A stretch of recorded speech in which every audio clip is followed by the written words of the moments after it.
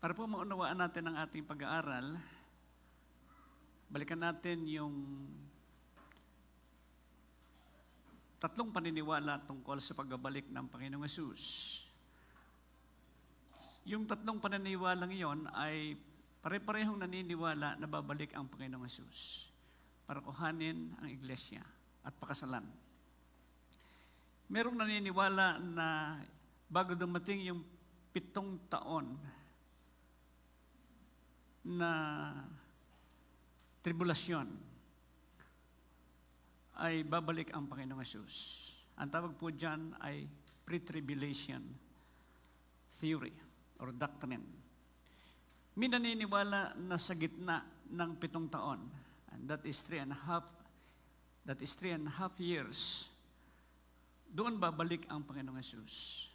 At may naniniwala na pagkatapos ng 7 taon, na paghihirap o tribulasyon, saka babalik ang Panginoong Hesus. Sa akin pong personal na pag-aaral, nakita ko na hindi umuugma sa kasulatan ang lahat ng iyon. Ang mas maliwanag na sinasabi ng Biblia mula sa Matthew 24, 2 Thessalonians 2, at Revelation chapter 7, ang pagbabalik ng Panginoong Hesus ay sa panahon ng Great Tribulation.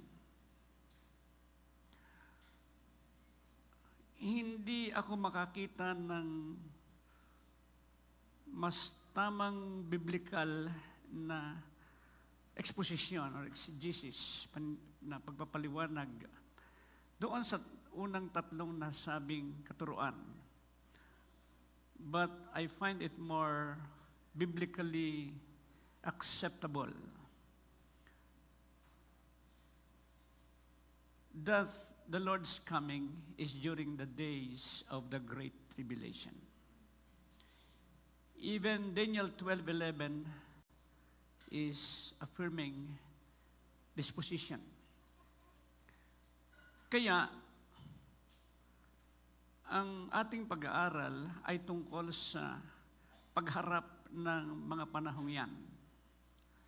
Ang ganitong katuruan ay merong prophetic confirmations sa mga international prophets katulad ni Maurice Cerullo, Sadhu ng India, Rick Joyner at iba pang mga kilalang propeta ng Diyos. At diyan pumapasok yung prinsipyo na ang kapahayagan ng Diyos ngayon sa mga propeta niya ay sumasang-ayon lamang sa sinasabi ng kasulatan. Kung ano man ang nakukuha ninyong revelasyon mula sa Diyos, kinakailangan ito'y nakasang-ayon sa prinsipyo ng kasulatan. The word logos, the written word, and the word rhema, the revealed word by the Spirit to you, are not contradicting to each other. The rhema word, or what we call revelation, are coming to us in alignment with the biblical principles. At pag sinabi nating salita ng Diyos, consistent po yan, walang contradiction sa isa't isa.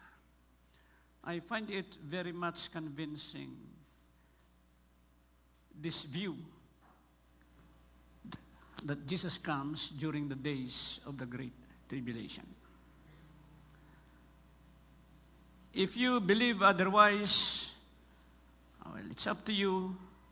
Our principle is we agree to disagree, but we agree to respect one another. Yan, sabi ng iba, ay di bahala na kayong maiwanan. Kung ayaw nyo doon sa pre-tribulation rapture, diyan na kayo. No one knows exactly the day and the hour of the Lord's coming. But God has given to us signs to discern the times and the seasons of God. At gaya ng sabi ko sa inyo, kapag naitayo ang third temple at pumasok doon ang Messiah ng mga Hudyo, yun na ang simula ng Great Tribulation.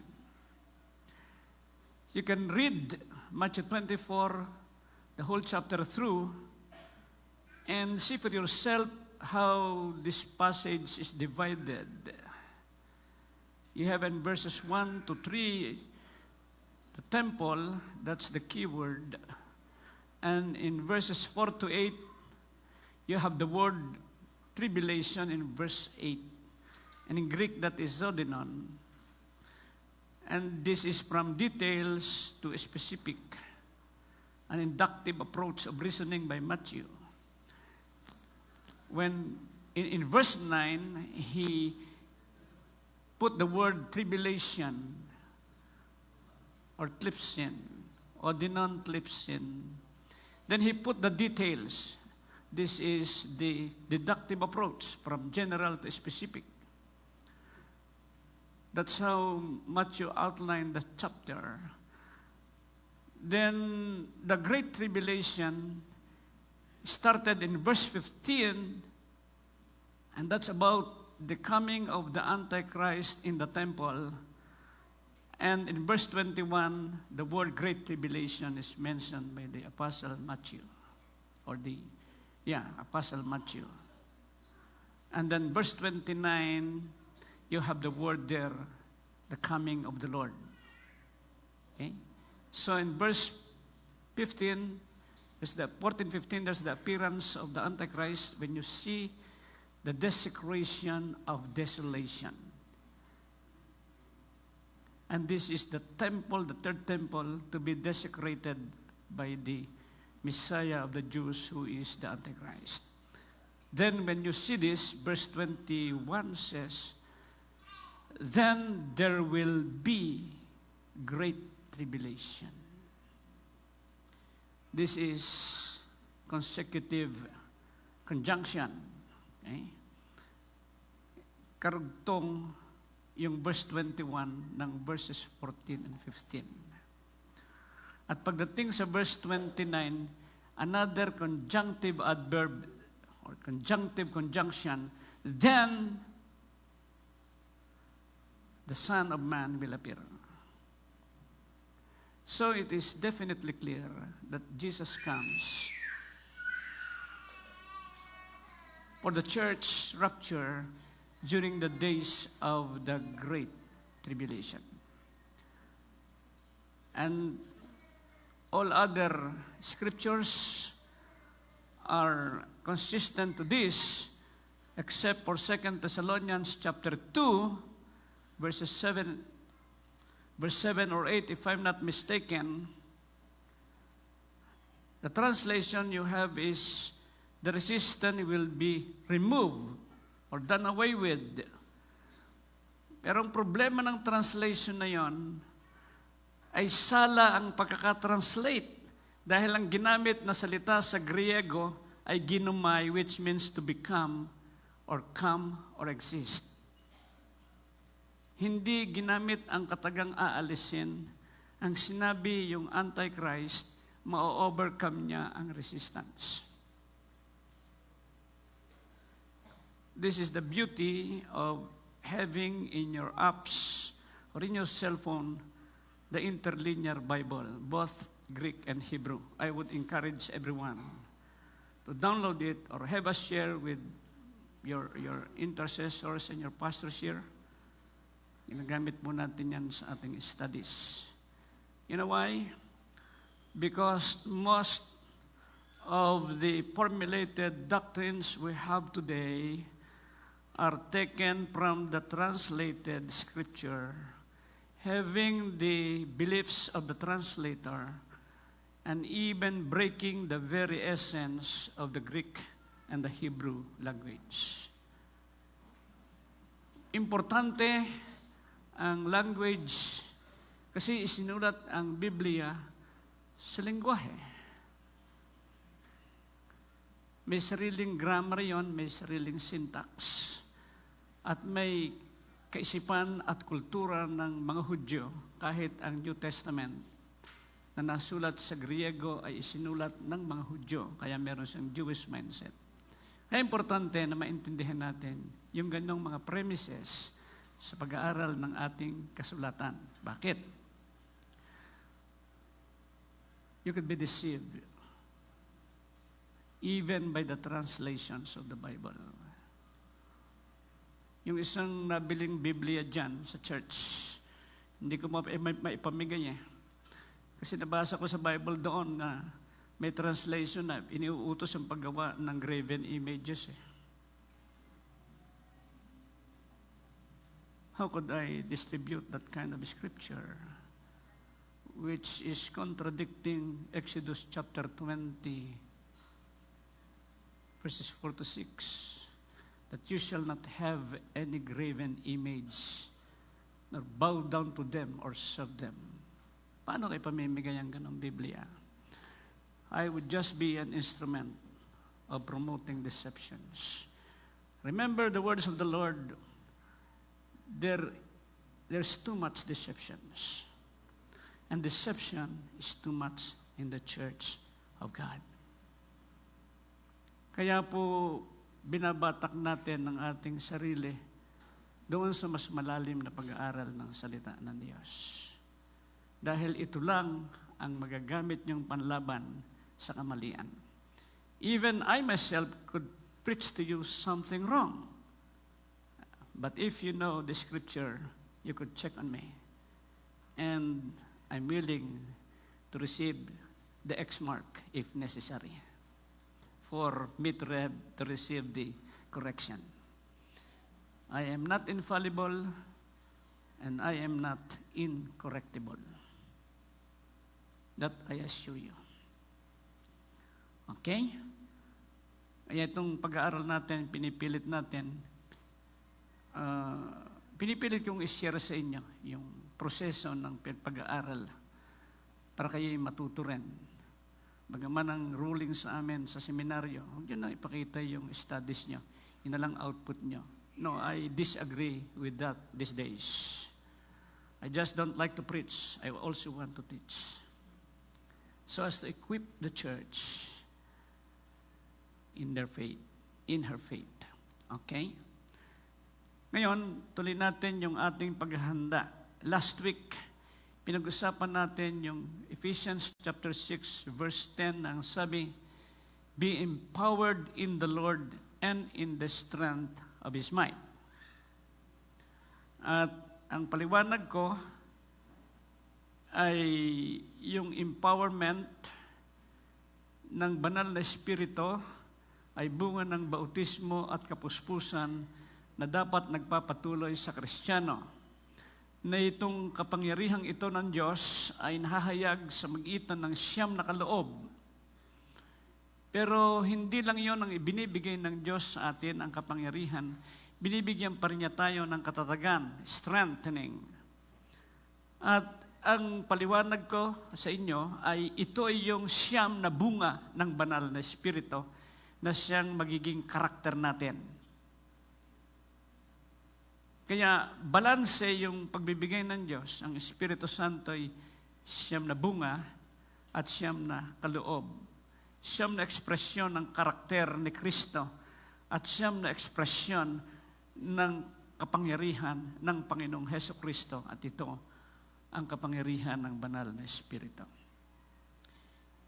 Pareho itong kailangan ng Kristiyano at pareho niyang ibinigay sapagkat ang ibinigay sa inyong Espiritu ay kumpleto. 9 na kaloob at 9 na bunga. Pero bakit sinabi ni Pablo, He gives severally as He will. He wills. God gives the gifts severally as He wills. You have to understand that in the context of the church gathering. Of course, hindi lahat ay propeta. But that is not the gift of the Spirit. That is the office of the prophet. Iba yung opisina sa 5-fold ministry na apostle, prophet, evangelist, pastor, teacher. Iba yung 5-fold offices sa 9 gifts of the Holy Spirit. Magkaiba po yan. Pag tinawag ka na isang propeta, propeta ka talaga.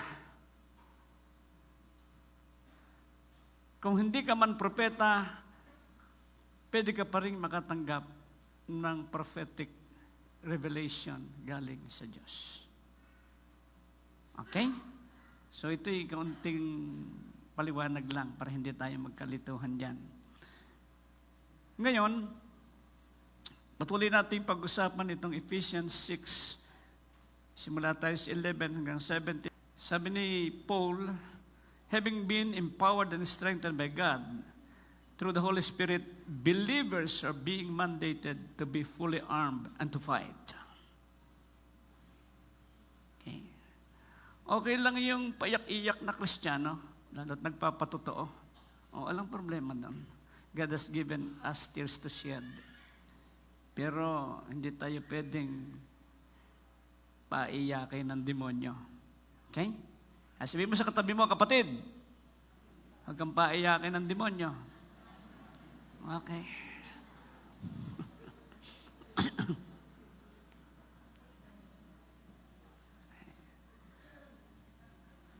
Doon sa aklat ni Rick Joyner, nakita niya na maraming Kristiyano ang hindi aware at hindi handa sa huling mga araw ng spiritual na digmaan na magaganap sa panahon ng Great Tribulation.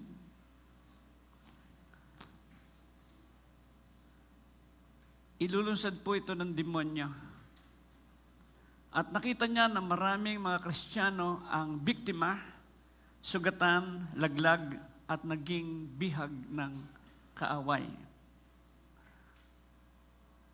Ang iba ay hindi alam kung ano nangyayari. At yun ang majority na nakita niya ng mga Kristiyano. Nagkakainan, nagkakasayahan, namamasyal, sari-saring kasiyahang activities ang ginagawa. Hindi nila namamalayan, napapasok na ang church sa Great Tribulation period. Minamadali ni Netanyahu na matapos ang giyera para maitayo si temple. At ang nakita pa ni Rick Joyner, marami ang walang armas at marami ang hindi fully armed.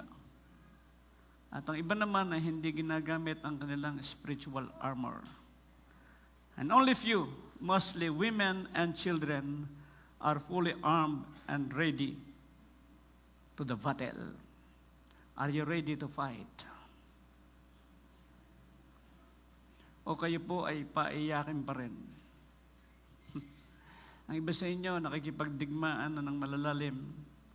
Ang iba sa inyo, nakikita na yung mga demonyo sa kanilang lugar. Tinitira kayo, tinitira pati pamilya ninyo. But praise God, you are on the extreme trainings. Pwede na kayong isabak sa panahon ng Great Tribulation.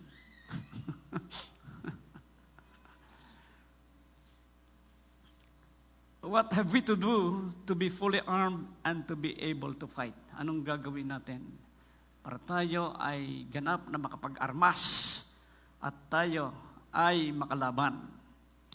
Una, intindihin natin yung utos na mag-armas tayo.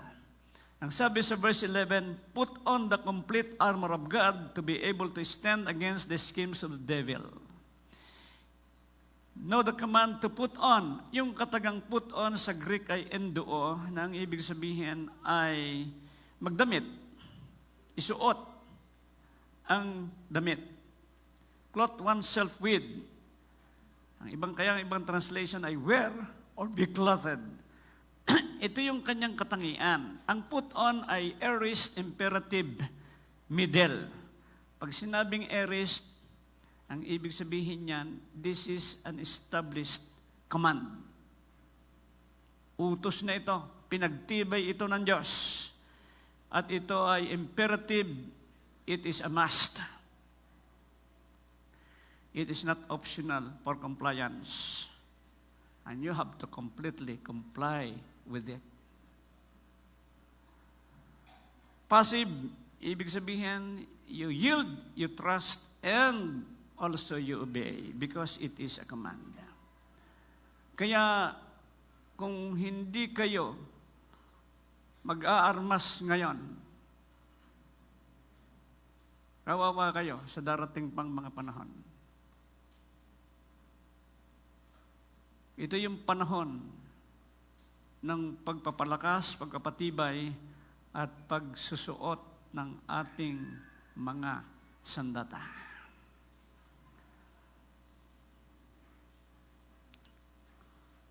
At ang sinasabi rito ay complete armor of God.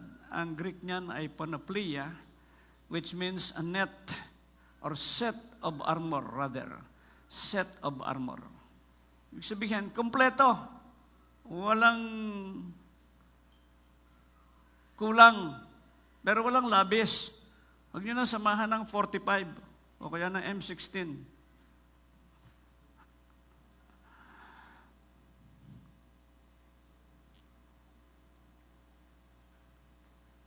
Having empowered and strengthened by the Holy Spirit, having us possess and bear the manifestations of His divine power and character, we are mandated to be fully armed. And know the purpose, for you to be able to stand against the schemes of the devil. That word stand is istinai, or from the word histemi, which means to stand ready and firm. Tumayo ka na matatag at handa. Ang layunin ng Diyos para huwag tayong malaglag dahil sa atake ng mga kaaway.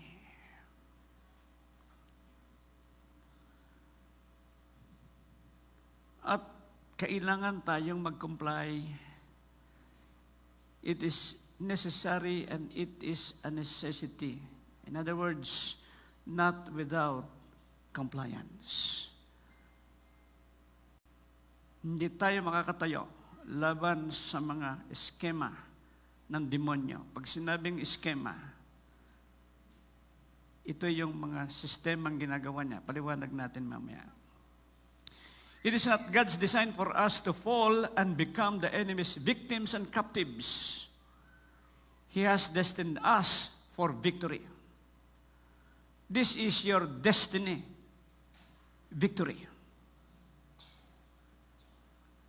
Isaksak mo sa utak mo yan. Ito yung destinasyon mo bilang Kristiyano. Maging isang matagumpay na mandirigma ng Diyos. Kayo po ba'y matagumpay? O kayo po ay paiyakin lamang? Ha? Pahibi-hibi. Nakarinig lang ng hindi magandang salita sa pastor, na-rebuke. Nakaw, pahibi-hibi na. Ayoko na sa church na yan. Grabe, pastor dyan.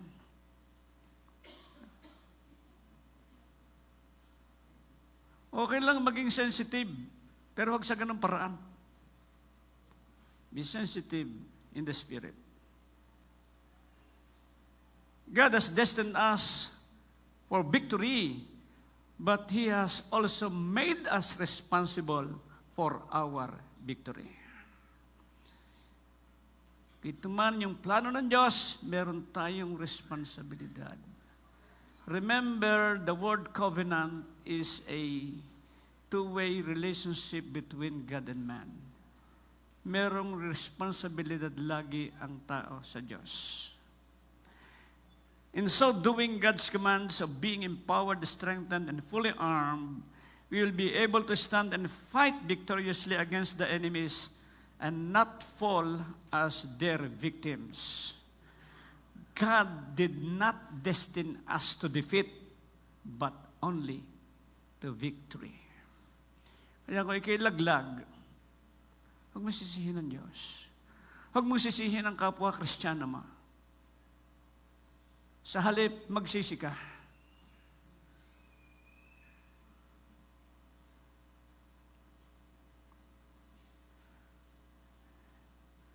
Know the enemies. That's another rule of the game of war. They are real. Totoo sila. Sino sa inyo nakakita na ng demonyo? Tumingin kayo sa katabi niya. Tanungin niyo kung nakakita na siya ng demonyo. Tanungin nga niyo. Tingnan natin kung sino magsasampalan dito.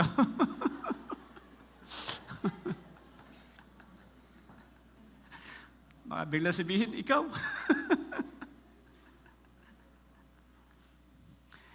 For we wrestle not against flesh and blood. They are real.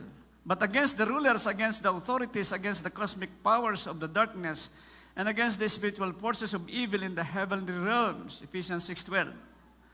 Our enemies are not human beings.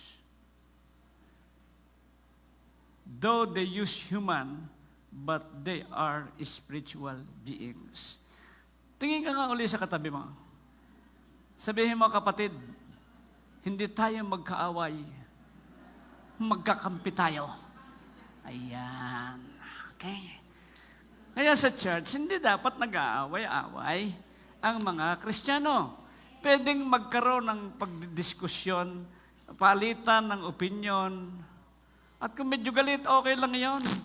Pero, hindi dapat matapos doon sa naghihiwalay ng hindi nakakaayos. Si Kuya Bed, buhay pa. Nakaw.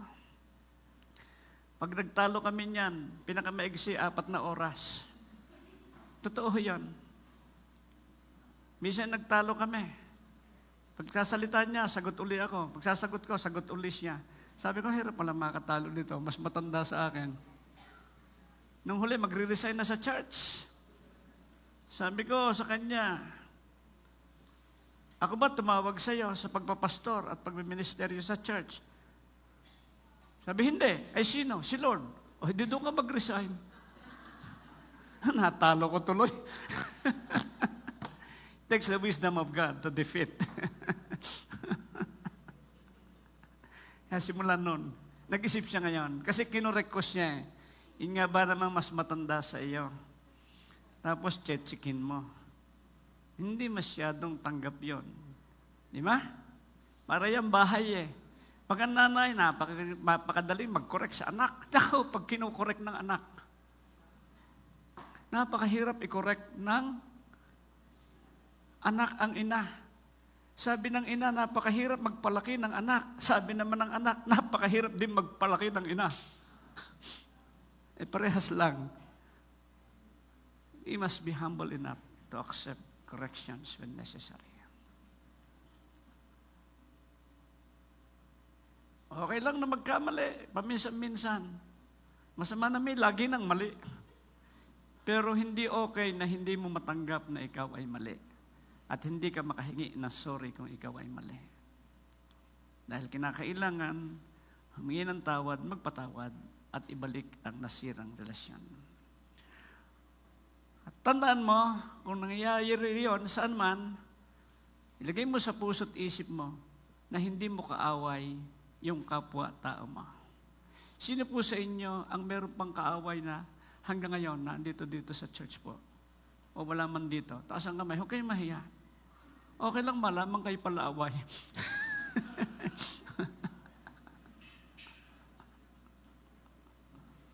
Hanggang kailan kayo magdadala? No? Hanggang kailan kayo magdadala ng galit? Ang sabi ng Biblia, huwag lubugan ng galit ng araw ang inyong galit. Abay, nakasikat na muli ang araw at lulubog na naman, nandun pa rin ang galit. Hindi nyo ba alam na kayo ay unti-unting naaalipin ng demonyo?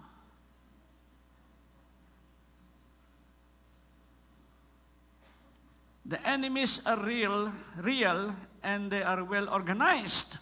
Meron silang hierarchy. At nasa likod ng hierarchy na yon si Satanas.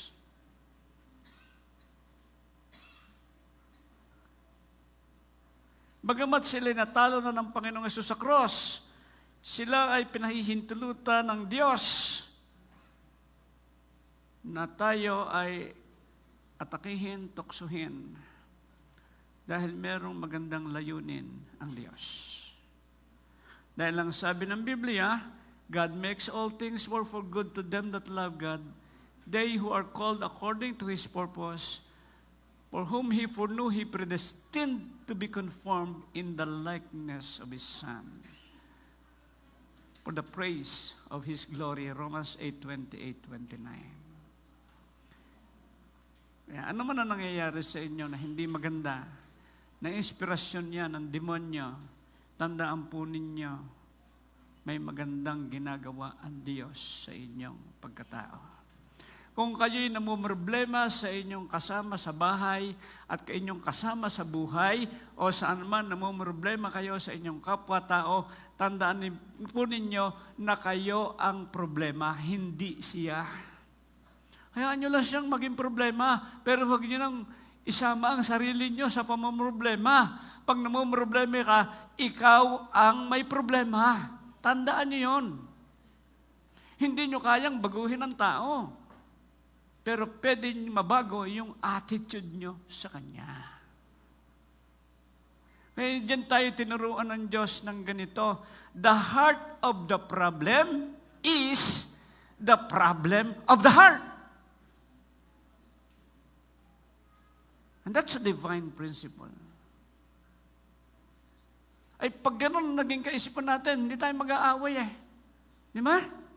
Hindi mo ipipilit yung gusto mo. Irespetuhin mo yung hindi mo gusto. At pagpapalain mo yung tao.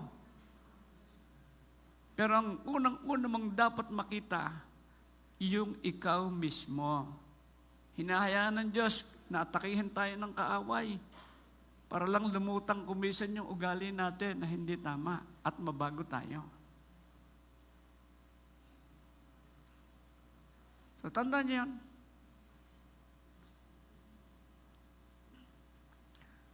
Itong demonyo ay may mga schemes na tinatawag, schema.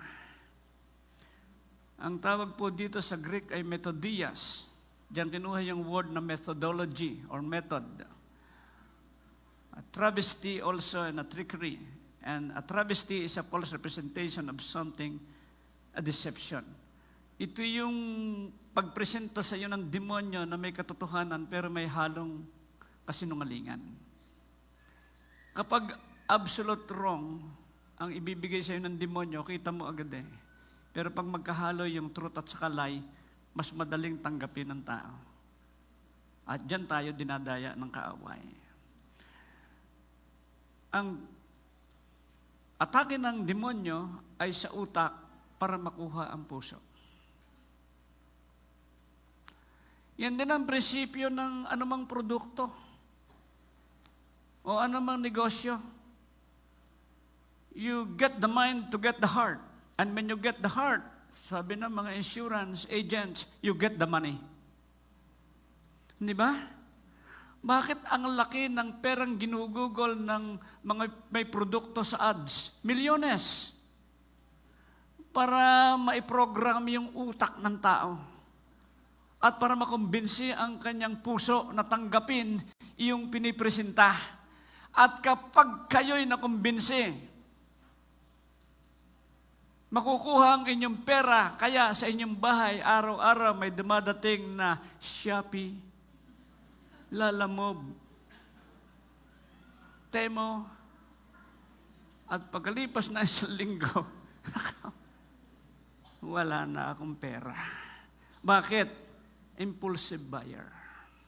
That's a problem to be solved. Wrong financial management. May problema. Dissatisfied, unsatisfied desire.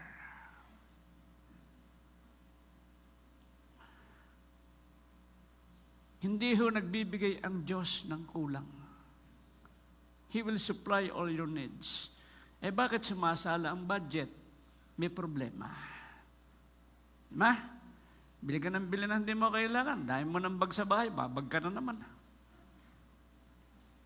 Dahil mo ng pantalon, papantalon ka na naman. Dahil mo ng sapatos, sapatos ka na naman. May 10 sapatos mo. Tanong ko sa iyo, may susuot mo ba na sabay-sabay yan? Hindi bale kung ikaw ay ahas, maraming paa. O kaya gagamba. Maraming paa. You see that? There's something has to be checked. Okay, ito'y napapag-usapan lamang, walang personalan mga kapatid, ha? Walang samaan ng loob. Ngiti kayo, ngiti. Ganun lang yan. The enemy's attack is always the mind to get the heart. And they are thoughts, desires, beliefs, values, reasonings, and philosophies against the word or principles of God. And Paul called this the stronghold.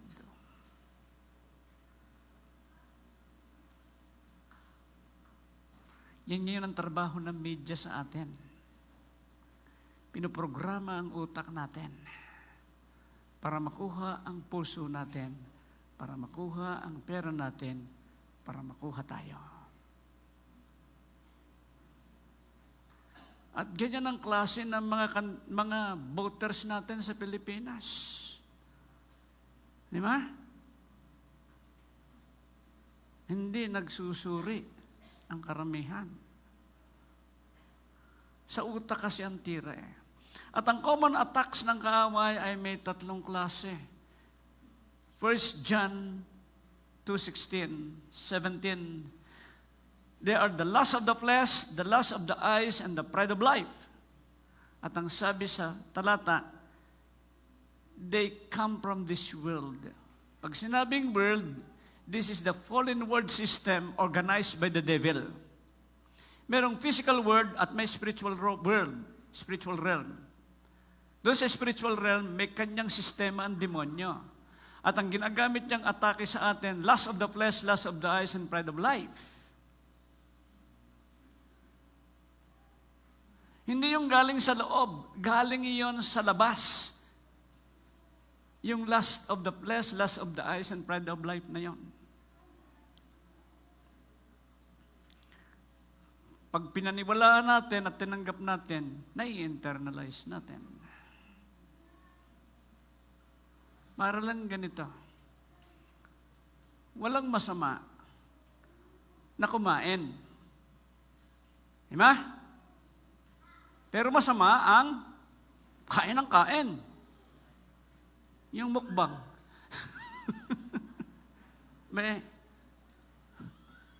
Grabe yung mga nagmumukbang eh. Diba?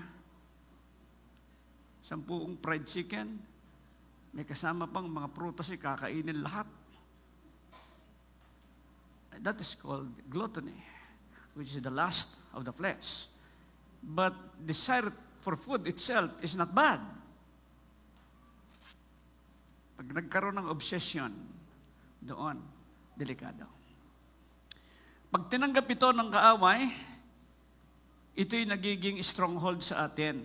Ito'y nagiging mindset natin, nagiging attitudes natin, actuations natin, nagiging paulit-ulit habit natin, at nagiging karakter natin. Para lang iyang ganito. Ito, walang personalan. Kasama ako rito. Magkakain ng hapunan, naka-YouTube, naka-Facebook. Pag antok na, saka tutulog.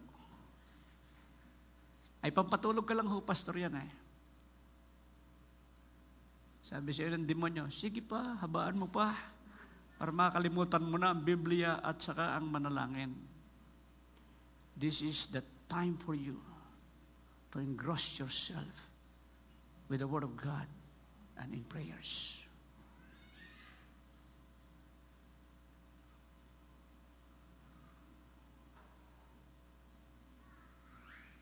Yun ang magandang obsession.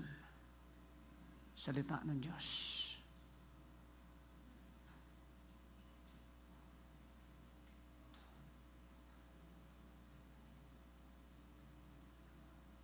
Without our knowing, we are being controlled in mind and heart by the devil when we accept any of these three: lust of the flesh, lust of the eyes, and pride of life.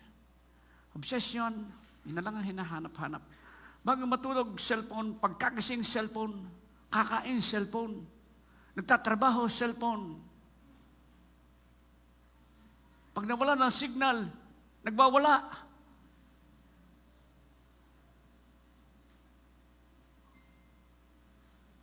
Slavery. That is obsession, leading to oppression. And without your knowing, there is a coming possession. Hanggang makontrol ka na, maposes ka na ng kaaway. Can Christians be possessed? Yes. I have seen. I have ministered to pastors who were possessed by demons.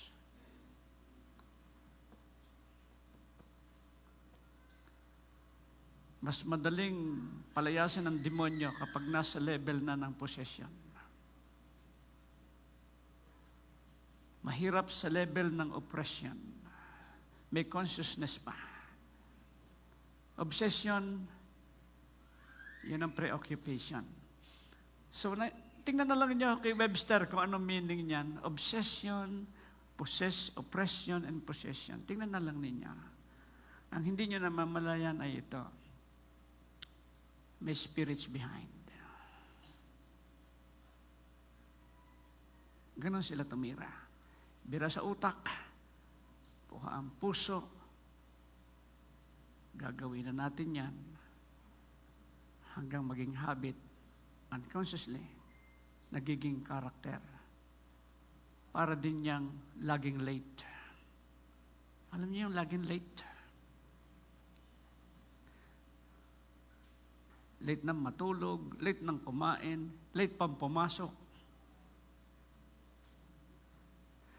Pagdating ng rapture, baka late din kayo.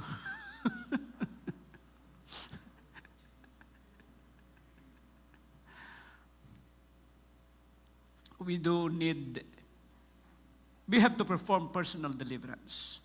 Kapag naging aware tayo sa ating kasalanan, we must quickly ask God's forgiveness and cleansing. 1 John 1:9. To release ourselves from the enemy's traps. Remember that sin is made by the enemy and becomes his right to every person, including the believer, when he sins. Bakit naging right ng demonyo? Kasi siya ang lumikha ng kasalanan. Hindi ho nilikha ng Diyos ang kasalanan. Nung sumuway ang demonyo, nung sumuway ang Diyos, doon nagsimula ang kasalanan. But God created everything perfectly good. There was no sin in His creation. It was a potential possibility that came into existence when Lucifer broke the law of God, and when man broke the law of God, this penetrated and perpetuated to humanity.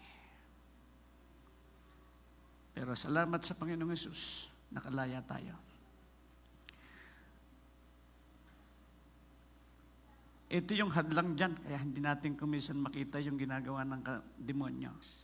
Self-righteousness, self-justification, self-pride, self-centeredness. Kaya mga Kristiyano ay hindi makalaya sa deception ng kaaway, nagpapalabo ng kanilang discernment at ng kanilang spiritual sensitivity. Kinakailangan, sabi ko sa inyo, sa panahong ito, matalas na ang inyong spirito. Magandang makaabot kayo doon sa kahit hindi pa nagsasalita ang tao, kita nyo na ang kanyang spirito.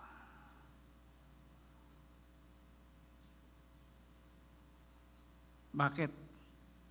Para makaiwas po kayo sa kaaway.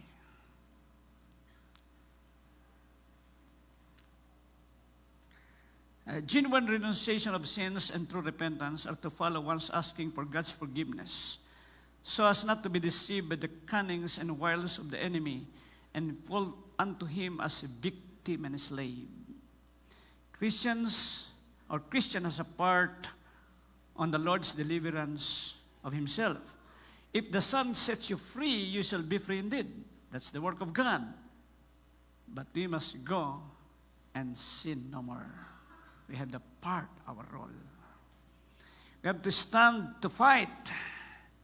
Sabi rito sa Biblia, because, I'm starting verse 13 to 17, because of this, take up the full armor of God, so that you may be able to withstand in the day of evil, and all things have been done to stand. Stand therefore, having girded your loins in with truth, and having put on the breastplate of righteousness, and having shod your feet with readiness of the gospel of peace. Besides all, having taken up the shield of faith, which you will be able to extinguish all the flaming arrows of the evil one, and the helmet of salvation, and the sword of the Spirit, which is the word of God. Take up the full armor. The word is lambano in Greek, and that means to carry. Again, it is aorist imperative, second person plural. It is an established mandate to be fully armed, none without the other, so as to withstand the enemies. And the word withstand means to stand against, meaning to oppose and to fight against the enemies. Kung ang demonyo'y hindi nyo nakakalaban, palagay ko'y baka magkakampi kayo.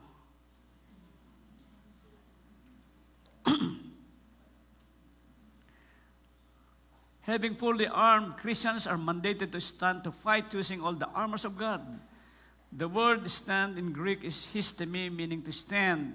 In Hebrew, stand is not sab, meaning to station.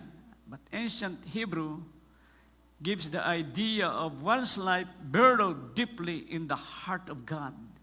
Ibaon mo ng malalim ang buhay mo sa Diyos. Yon ang ibig sabihin ng stand. Doong katatayo sa Kanya. Amad is another Hebrew word for stand, and this is translated stand. But ancient Hebrew gives the ideas, or the idea of the eyes of the heart open to God. As you stand, as you burrow deeply yourself in the heart of God, you have to keep the eyes of your heart open to see from God and see the spiritual realm. Another word is yatsab, or stand, which means to stay. Huwag kang alis. Huwag kang alis dyan sa malalim na pagkabaon ng sarili mo sa Diyos, na bukas ang mga mata ng iyong puso upang lalo mo siyang nakikita at naririnig at kita mo rin ang spiritual na daigdig bukod sa physical na nakikita mo. Putting these concepts together, we see the idea of one remaining deeply burrowed into God's heart with open heart to Him, so as to be able to stand firmly in fighting against the enemy. This is related to the word withstand, which means standing firmly to fight.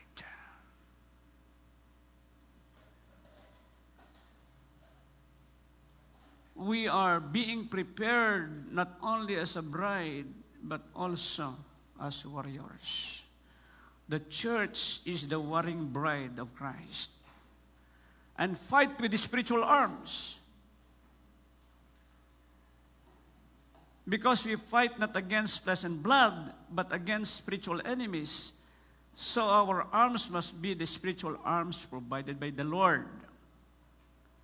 It is definitely futile to fight against the spiritual enemies with the natural arms and means. Pag inatake kayo ng demonyo, huwag na kayong kumuha ng krus.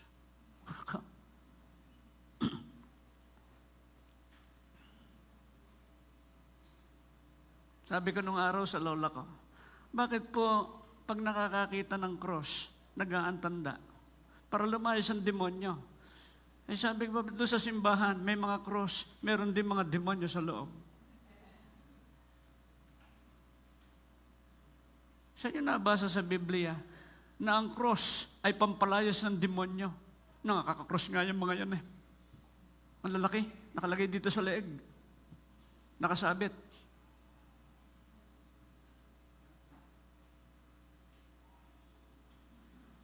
God has His own arms and strategies given to us by way of revelation with the written word of God. It's not by might nor by power, but by the Spirit, says the Lord. His Spirit. Dalawa ang klase ng arms ng Panginoon, defensive and offensive ito. Dalawang sides niyan. Yung breastplate of righteousness. Ang translation dyan ay imputed righteousness. Pero ang Greek and Hebrew mind, ang Hebrew mind dyan ay interpenetrated righteousness and clothed righteousness. Ipinasok ang katwiran at idinamit ang katwiran. Yun ang ibig sabihin ng translation na imputed righteousness. Kaya tinitinang ka ng Diyos na matuwid. Hindi niya nakuha yung lalim ng sinasabi. Pag sinabing interpenetrated, hanggang kaloob-looban, bawat bahagi ay napasok. At ang sinasabi rito, itong nasa Ezekiel 36:26-27, na tinanggal yung sinful nature na tinatawag na sinful heart. Yun yung ibig sabihin ng sinful nature, sinful heart. At pagkatapos tanggalin yung sinful heart na yon, nilagyan ng new heart, new spirit at Holy Spirit. Kaya ikaw ay new creation in Christ. Wala ka ng sinful heart. Meron ka lang new heart, a sinless heart in Christ. Yung lust of the flesh, sabi ko sa inyo kanina, sa 1 John 2, ay galing nga dito sa world. Umaapila sa ating desires, sa isip at sa puso. Kapag tinanggap natin, doon tayo nag-exercise ng lust of the flesh. Hindi siya internal, ini-internalize natin. Dahil wala na nga tayong sinful heart, kaya walang sinful nature ang Kristiyano. Kung maniniwala ka laging may sinful nature, wala ka nang gagawin kundi ipapako mo sa krus yan. Ipapatay mo yan. Yun ang magiging kalaban mo. Maraming Kristiyano ay weaklings eh. Ang prayer niya lagi, kinakalaban yung kanyang sinful nature. Kakalabanin mga inalis na ng Panginoon sa iyo. Yung sinful heart. Kinakailangan lang, yielded ka sa Panginoon, trusting ka sa Kanya at obedient ka sa Kanya. Lagi kang nakakommune sa Kanya. It's possible to live a victorious Christian life. Yan ang isang naging mga dahilan. Ang dami ng Kristiyano na hindi nakikipaglaban sa kaaway. Sa halip na yung mga demonyo sa kanilang kapaligiran at sa kanilang lugar ay palayasin, ay laging hindi makita yon, hindi makalaban. Paano natin makokonquer, maitatayo ang kingdom, ang paghahari ng Christ, kung hindi natin mapapalayas yung mga demonyo kumukontrola sa lugar?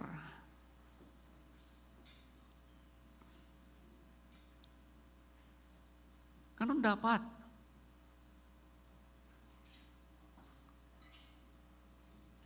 Itong righteousness na ito, protection ito ng Diyos sa atin at nagiging offensive sa kaaway. Ang role natin, panatilihin natin yung purity ng heart na ibinigay ng Diyos sa atin. At ito ay sa magitan ng biyaya ng Diyos. The details of these arms, saka natin pag-usapan.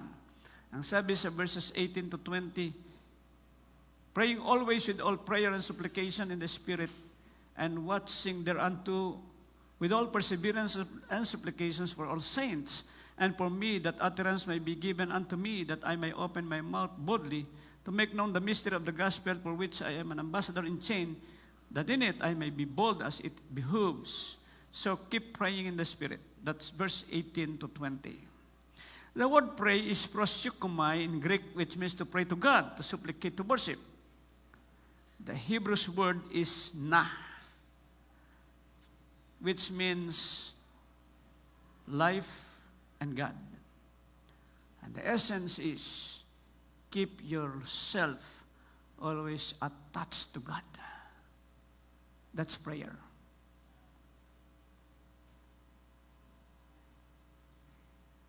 That's the word pray. And to do it, you must constantly commune with Him. Kung ano man ang ginagawa mo, nakikipag-usap ka sa Diyos. That is prayer. Sabi niya, meron kayong habit, 3 o'clock, 6 o'clock, 9 o'clock, 6 o'clock in the morning, 9 o'clock in the morning again, then 12 noon, 3 o'clock in the afternoon, 6 o'clock, 9 o'clock, 12 o'clock. Nothing wrong with that. Pero sabihin nyo, nakakapagod. O meron kang oras ng pananalangin, no question, that's good. Si Daniel, 3 times a day manalangin. Pero ang ibig ko sabihin na ito, ang ibig lang sabihin ng prayer, constant communion with God. Yun lang. And another word for this is palal, which means to judge, to pray, to make supplication. This is the translation. But when Paul said to pray for oneself, he meant na. But the word is for prayer for others, and the word that is palal, but na is prayer for oneself. So both are prayers or pray. Yung na, yung sarili mo laging kaugnay ng Diyos. Yung palal, yung pinagpe-pray mo ang iba. Yun lang ang ibig sabihin. Parehong pray yun. So yun ang pagkakaiba ng dalawa. Both na and palal have the idea of the heart constantly communing with God. Hindi mo naman maipag-pray ang iba kung hindi ka nakikipagniig sa Diyos. Pero kahit anong ginagawa mo, nararanasan nyo siguro, may taong dinadala ang Diyos sa iyo. Kung minsan ang ipinapakita ay hindi mo na mamalaya na dapat mong ipag-pray. Kung minsan, demonyo mismo ang magpapakita sa iyo nung ugali na nakakainis at pag hindi ka maingat, maapektuhan ka, masosora ka. Pero ang ibig sabihin niyan, panahon na para ipag-pray mo siya. I-bless mo siya. Kaya nga sabi ni Paul, curse not but bless. Kung minsan nangyayari, napapagchismisan pa sa bahay o sa church man o saan man, ang buhay ng may buhay, yung ugali ng may ugali. No? Di lalong matutuwa ang demonyo kasi kumakalat ang masamang balita. Hindi ganon. Ang sinasabi ng Biblia ay bless. So in prayer, you bless. Dahil powerful po yung inyong prayers. Yun ang ayaw madiscover ng demonyo. Kaya ginawang napakahirap ng pagkaintindi sa prayer. Ang iba nakaprograma, dapat ganito, programa gagawin mo sa prayer, acts. Ano ba yung nakalagay sa acts? Adoration, confession, thanksgiving, supplication. Ganito dapat ang prayer mo, acts. That is not wrong, but that is not very good. Dahil ang prayer ay isang normal na buhay mo ng laging pakikipag-usap mo, pakikipagniig mo sa Diyos. That is prayer. From the word na. Kaya nga ang kantay na.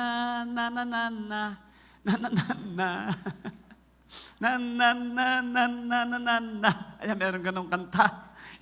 Tinatanong ko kung ano ibig sabihin, hindi raw nila alam. Naisip daw lang nila yon. Now, let's put a meaning from the Hebrew word na, which means a constant communion with God. Kaya kahit ano pang ginagawa mo, pwede ka manalangin. Di ba? So in that way, you keep that intimacy with God. In conclusion, tapos na ako. The Lord Jesus completely defeated the enemies 2,000 years ago, yet He allowed these forces to engage the believers in battles and vice versa. They to us, we to them. God has His good purpose. That is that the believers may be like Jesus, the victor. He has won the victory. At sapagkat siya'y nagtagumpay, dapat tayo ay victorious din. Na kung dumating man ang panahon ng Great Tribulation at ikaw ay papatayin dahil kay Kristo, hindi mo katatakutan ang kamatayan. Gaya ng nangyari kay Stephen at sa mga alagad. And that's the gift of martyrdom. Bakit sila namatay? Hinayaan ng Diyos. Yun ay gift nila sa Panginoon. Pero nagtagumpay sila sa takot sa kamatayan. Yun ang paulit-ulit kong sinasabi. Ang kalaban natin ay hindi kamatayan. Ang tao ay talagang mamamatay. Maliban ang sabihing hindi ka mamamatay, gaya ni Elijah. Si Enoch, hindi rin namatay. Si Moses, namatay. Sabi ng Biblia. Kung saan nakalibing, itinago na ng Diyos. Kasi baka sambahin si Moses Ini gagawin ng mga tao. Kung nakita bangkay na, sasambahin yon.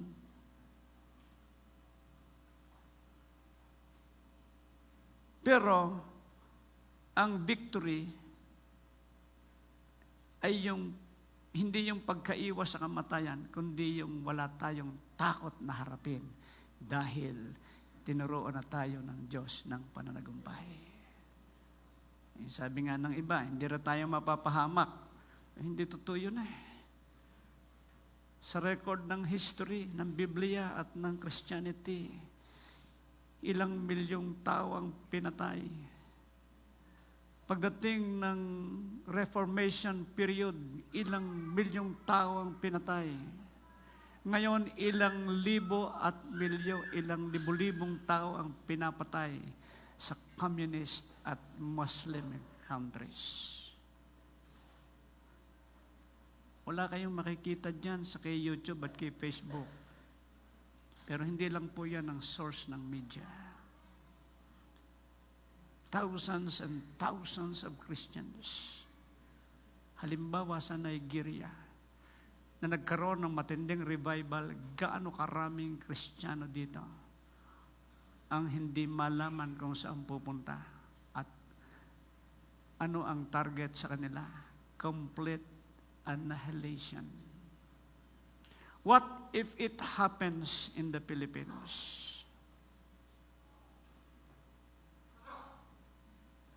Paano kung sa atin mangyari?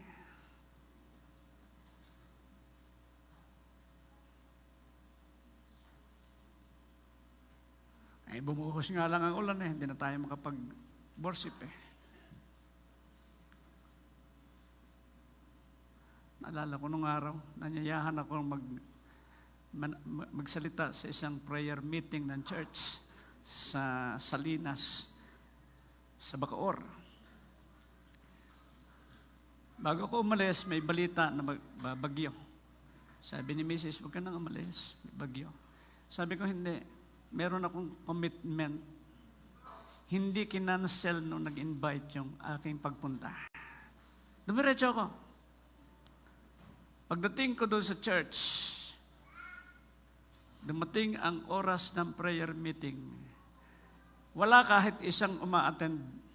Pati mismo yung pastor, na nando sa pastoral house at ang pamilya niya ay wala. Nag-iisa ko sa loob ng church. At tinuro sa akin kung saan ako hihiga. Sabi ko, paano magkakaroon ng revival ang church na ito? Ang layo ng pinanggalingan ko. Hindi man lang ako na-notify, meron namang komunikasyon na huwag na akong pumunta. Mga kapatid, hindi ko ito pinagmamalaki. That's how I commit myself to the ministry.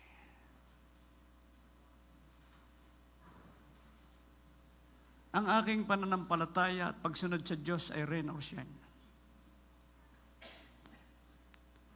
Holiday or not holiday. Hindi ang gobyerno ang may schedule ng activities ko. My loyalty is not unto man, but unto God.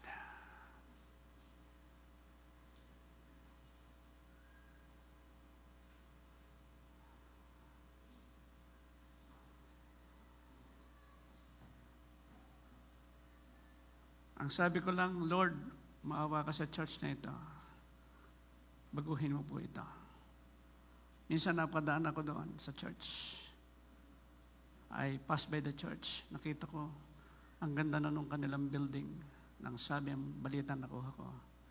Marami ng mga bagong believers at marami na sila sa loob ng church. Sabi ko, thank God. He heard that simple prayer.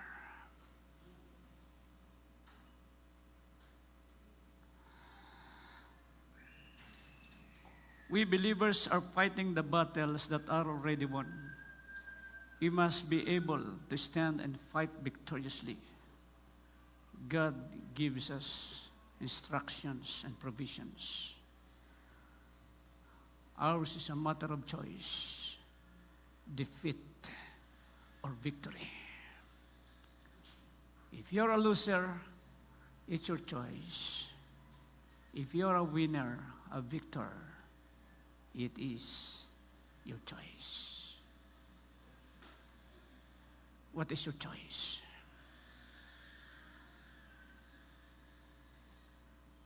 Sasabihin mo ba sa harap ng Diyos, ano man ang mangyari, sa iyo ako, Panginoon. Ibabaon ko ng malalim ang sarili ko sa iyo. Mawala ng lahat, pero hindi ako matitinag sa iyo. Can you pray that kind of prayer? Can you do that kind of commitment? Are you willing to sacrifice yourself for the Lord as a pleasing offering? Church, stand and fight victorious. Decide for yourself your destiny. Let us pray.